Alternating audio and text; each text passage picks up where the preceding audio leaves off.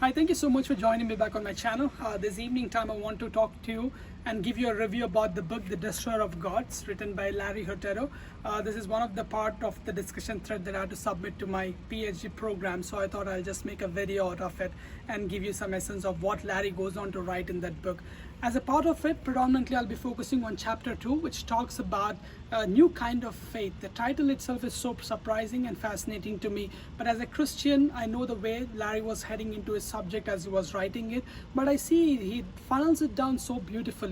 If in fact he opens it up with such a nice notion to make us understand, or to make the reader understand about different kinds of worldviews and how we actually kind of be polytheistic in our nature by introducing different kinds of godly worship in there, like the if I had to talk or precisely ballpark it into a figure, like the Hinduism or the Buddhism or the Jainism or the Islamic culture, which falls into the monotheistic religion. He talks a little bit about the Indian culture, and that is what was eye-catchy for me. That's why I chose this kind of a subject to deal with, where he talks about predominantly pantheistic worldview, where different kinds of religion is brought into the picture, where the polytheistic nature is brought into the picture, but God doesn't allow polytheistic nature in the Bible. One of the commandments clearly speaks about God saying that there shall be no other God in front of me, and I am the one who brought you out of the land of Israel and Egypt. Before I could go there, I want to give you a backdrop of what Larry talks about in that particular chapter, where he opens up talking about different kinds of gods, different kinds of religions, different kinds of people worshipping from all around the world. He gives a various worldview, then he kinds of funnel it down and brings to a notion of telling why Judeo-Christian worldview, where Jesus was given the reason behind the season, and to tell that it is him and there's only one God. That's how Larry kinds of ends his discussion. But one of the my whole idea of reading that book drove me towards a conclusion, or gave me certain points. It kind of gave me a subtle reasoning to understand what Larry was writing.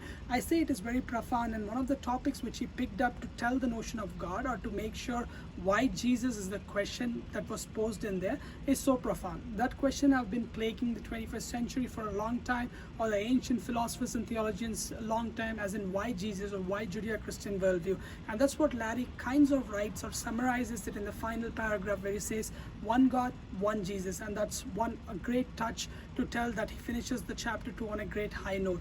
And one of the major strengths of Larry is the way he introduces the subject, saying a new set of a religion in face of a new religion, in face of a new culture or new kind of polytheistic thing, which opens up any kind of a reader, not just from the Christian background, but then from any kind of reader, to actually kind of read what he's going to write in there to give his position or state his position. And Larry opens up saying about polytheistic nature of different ancient cultures in the Middle East, and also not just that, but goes on to write about the Judeo-Christian worldview, where the Jews kind of lived during the time of the Roman era. What predominantly made them different from the people who were living in that kind of era was to actually not give themselves into idolatry. That is one biggest writings, or the biggest strengths of the subject that he presents in chapter 2, that God doesn't allow idolatry. Look at the laws that was given by Moses. There were 613 laws given by Moses, and funneling it down to the 10 commandments orally given by God on the Mount Sinai, which was written by Moses, profoundly talks, as it opens off, only talks about one particular commandment, which says there shall be no other God apart from me. That means there's no idolatry in Bible, there's no idolatry in ancient Israel, and that's one of the great commandments which people of Israel had kept and made sure that they don't fall into that bracket or don't fall into the wrath of God. Why am I writing, or why am I saying this point is very unique? That is what differentiated the land of Israel, the people of Israel, the land of Jews, either from the ancient cultures or from the Roman culture in which they were living, or from the, if I have to say, or from the Hellenistic Jews, or from the Hellenized culture which Alexander kind of brought in during the 1st century. This is what a profound subject kind of gets you into as I keep talking, as Larry keeps talking as well.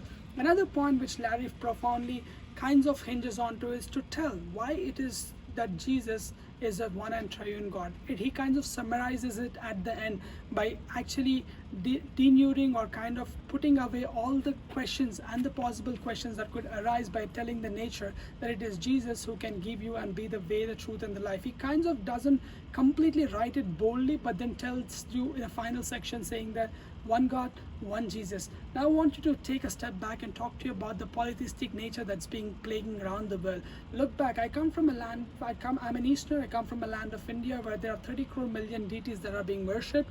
It was predominantly which gave rise to the pantheistic culture in the late centuries, and then from there it gave rise to the Buddhism. From there was a latecomer called Sikhism, and then finally now we see Jainism in there as well. If you look at all these cultures, if you look at Buddhism, Jainism, Sikhism, there's no great difference between these religions, but they have kind of adopted some kind of laws from the pantheistic culture which they didn't like. They kind of broken the wheel and then moved to a different set of religion. It was Gautama Buddha who went on to found out Buddhism, went on to talk about the Eight Noble Path and Eightfold Truth and the Four Noble Path. One of the predominant reasons of why Gautama Buddha ended up there is he was a pantheistic by nature, didn't like the life and death story about suffering. He was like, suffering doesn't make any sense. So in fact, to understand the concept of suffering, and didn't like the way Hinduism was talking about suffering, moved out of Hinduism, went on to find out Buddhism, where he spoke about all life is a suffering predominant. I don't want to get into the heat of that subject, but I wanted to just tell you that man by his measure tries to think that is wise in all means, and then tries to understand the subject, and if he doesn't like something, he tends to move a little side and go into his own way of living by bringing into new religions and new cultures into the light of the context.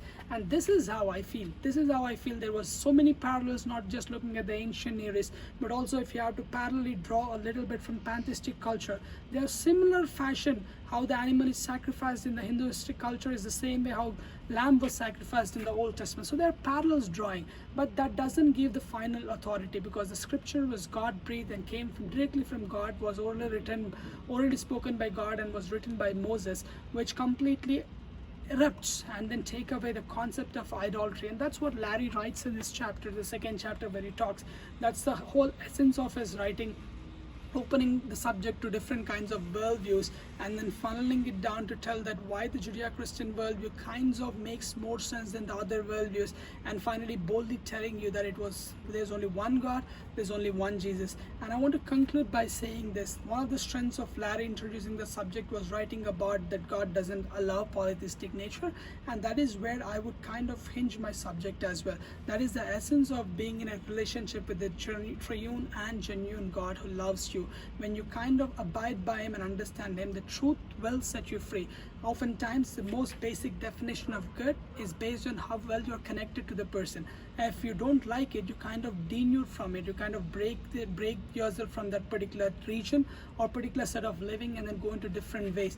But that will not eventually put you at the doorstep of truth, and the truth is something that sets you free. And I feel that that is what Larry kinds of addresses in his final section, saying that it is the truth that matters the most. It is Jesus, there is only one God, it is God, there is that particular Father who gave him this Son as a perfect gift for his people, in whom there was no blemish, that everyone can access the throne of grace. A final comment I want to make is the way Larry writes about this book and gives away the essence in the second chapter about the polytheistic nature and telling that there is only one God. He kinds of tells you one particular notion, that it was God who was there from the beginning, it was God who provided his gift as a son, and it is God who's going to come back and take you into the eternal grace. And if you look at all the other worldviews, only the Judeo-Christian worldview kinds of talks about God coming down, dying for your sins and paving a way and then taking you up to heaven. That is what Larry kinds of writes, even though he doesn't kind of writes openly, he kinds of phrases it and subtly presents you